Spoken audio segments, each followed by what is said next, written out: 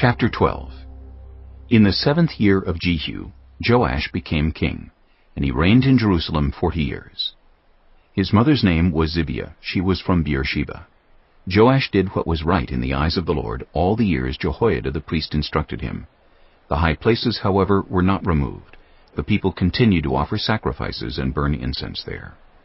Joash said to the priests, "Collect all the money that is brought as sacred offerings to the temple of the Lord, the money collected in the census, the money received from personal vows, and the money brought voluntarily to the temple. Let every priest receive the money from one of the treasurers. Then use it to repair whatever damage is found in the temple."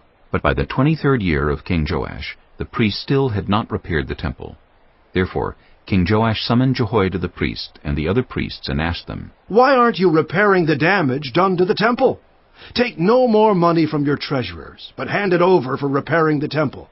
The priests agreed that they would not collect any more money from the people, and that they would not repair the temple themselves. Jehoiada the priest took a chest and bored a hole in its lid. He placed it beside the altar on the right side as one enters the temple of the Lord. The priests who guarded the entrance put into the chest all the money that was brought to the temple of the Lord. Whenever they saw that there was a large amount of money in the chest, the royal secretary and the high priest came, counted the money that had been brought into the temple of the Lord, and put it into bags. When the amount had been determined, they gave the money to the men appointed to supervise the work on the temple. With it they paid those who worked on the temple of the Lord, the carpenters and builders, the masons and stonecutters.